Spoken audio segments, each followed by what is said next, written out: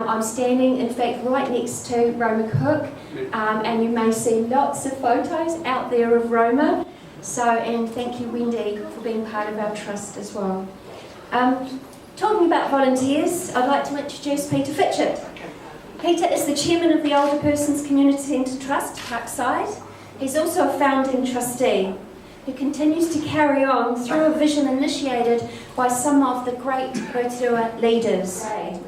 Peter was a member of and a past president of the Rotorua Lakes Rotary Club and a director of Sigma Consulting. He's over 50 years of structural and civil engineering experience and has contributed a great deal to that whole profession. He's well read, a clean philanthropist, which is why Parkside is in very safe hands. Can I welcome Peter, please?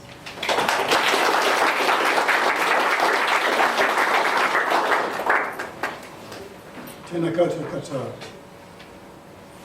I don't think it's me that's standing here actually after that description. I'd like to welcome you all to this red letter day in the life of Parkside, our 21st anniversary. We planned to do it 2 years ago, but a certain pandemic got in the way. Not once, but twice. So this is third time lucky. A special welcome to our guests, the Honourable Leanne Dalziel, the Honourable Tom McClay, and our newly minted Mayor, Tanya Tapsell. 30 years ago, 3 Rotorua District Councillors set up Golden Years, which supplied lunches for over 65s in Rotorua, first from the Gentlemen's Club and then later from St Michael's Rugby Club. They recognised there was a community need and they had a dream of permanent premises for the venture. The 3 were Roma Cook, Rosemary Mickey and Joan Minty. Some of you will remember them. They were encouraged by the then district engineer, Paul Sampson. While Rosemary and Joan are no longer with us, we are fortunate the other 2, Roma and Paul, are here today to witness their dream reaching its majority and to allow us to thank them for bringing this child into the world.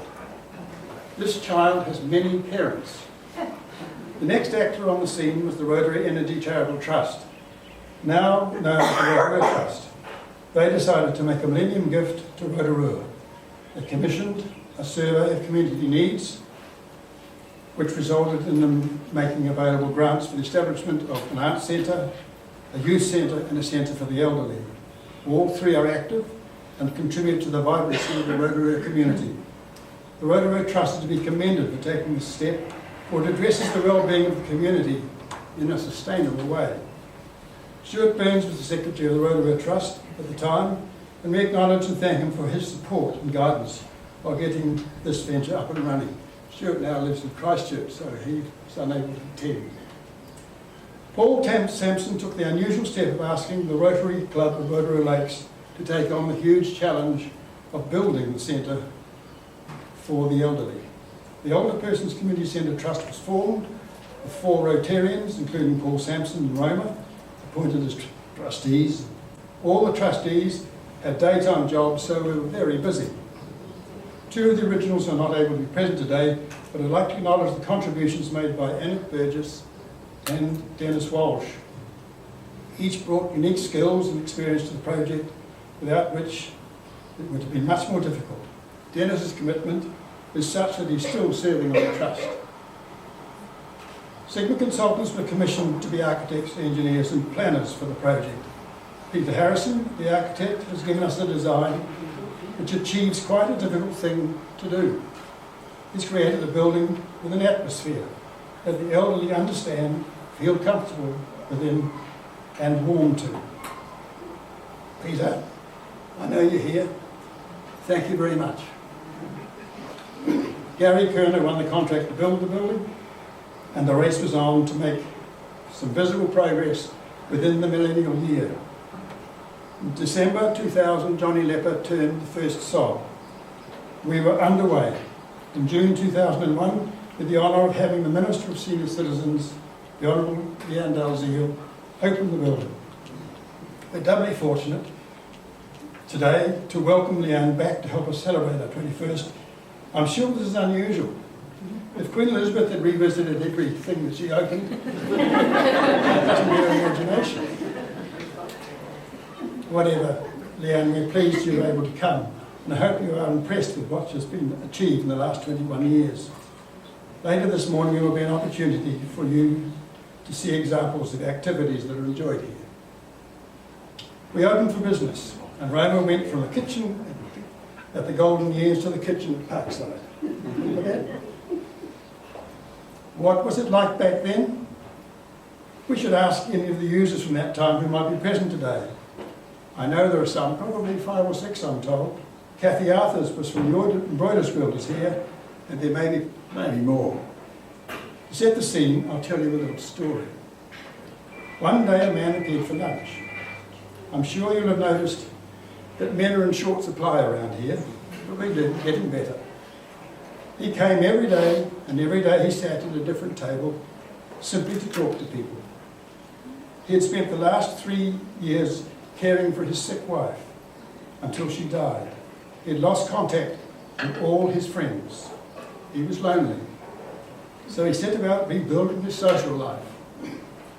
That is what Parkside is all about. A place where you can have a laugh with friends and to make new ones. It's tangata, tangata, tangata. People, people, people. There have been 3 managers in the 21 years, John Dyer, Dave Monty and Robin Skelton. All have made their mark on the place in their own way. They've faced different challenges and all have contributed to building the number of things that are done here and the number of people that come. They, like the Trust, were making it up, learning on the job how this place was going to work. The trustees and I thank them for what they have done. Robin had probably the biggest challenge to face, that of COVID. While the rest of us were locked down, she was probably busier than ever, supporting those in bubbles of one and keeping us afloat. In reality, for us, it's not yet over. There are still some of our people out there who are reluctant to re-enter society, and we have a project to find them and re-engage with them. We did learn one thing from them. As a trust, we thought we were principally facilities managers, but we found just how many people now consider Parkside to be an important part of their lives. That is our mark of success. We could not do what we do without the support and generosity of the philanthropic community. In particular, the 2 organisations have been with us since day one, with annual and specific project grants, the Rotary Trust and the Lotteries Grants Board. Their case managers, Alison Perrin, Jackie McCulloch and Barbara McKenzie, have always lent us a sympathetic ear, dispensed good advice and supported our applications. There are many others, including the Rotary Lakes Council, who we have a partnership agreement with, Red Stag, 4 Winds and the pub charities. I also want to mention the Office for Seniors, one of the smallest government departments, who set up the initial contact with the Lotteries Board and who have given us the support ever since. The place runs on volunteers, in fact 90 plus. It's a symbiotic relationship. They give us their time, and in return all we can offer is the satisfaction of being part of the enterprise. We rely upon them and we are very grateful for what they do to make this place hum. But it doesn't stop there. We get voluntary support from outside as well. The Rotary Clubs have done many working bees, doing the gardens, trimming trees, making fences and gates, and many other odd jobs. Every week, Phil Gobranson sits on the ride-on mower for an hour or so, and then there's Robin's husband, Paul, who is press-ganged on many an evening and weekend to work on the place. There is a lot that goes on around here. The latest improvement, is the top court, which you can see outside here. It seems to have appeared. It's ready for business, and we're officially opening today. For those who are familiar with the sport, there will be a demonstration later in the morning. In fact, today is quite a full day. We've been nominated for the Chamber of Commerce Business Awards in the not-for-profit section, and we've been advised that we are finalists in the category.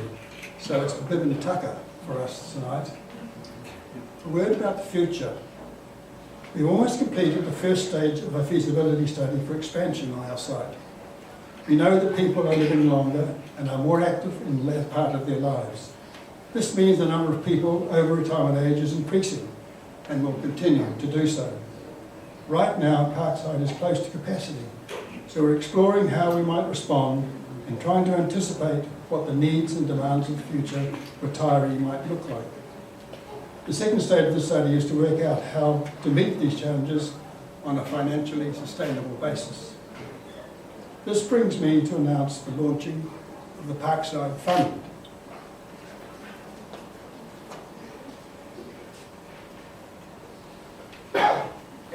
This is an endowment fund and will be managed by the good officers of the Geyser Community Foundation. The objective is to create a source of income for Parkside to make it more independent and financially sustainable. People who are of a mind to make a lasting contribution to the Rotorua community and the future of Parkside can make donations or bequests to the fund. For those who are interested, we've prepared some brochures and other information which Robin can supply you with. The Executive Officer for the Geyser Foundation, Annette Burgess, is here today, and I'm sure she would not mind answering any questions you might have. Finally, I want to thank on your behalf my fellow trustees for the dedication, commitment, wisdom in nurturing this organisation through its 21 years. It really has been like first-time parenting, learning on the job and absorbing the buffets that life throws you on the way. All are caring people who quietly get on with the job. Dennis, you know about, but both John Murray and Terry Heffernan have served well over 10 years each. The other three, Wendy Fraser, Julia Steele and Michelle Hill, are relatively newcomers, but no less passionate. It takes time to learn the business because the issues and challenges facing people after retirement are different from the rest of society, and we are not good at recognising that and preparing people to meet them. Thank you for listening to me.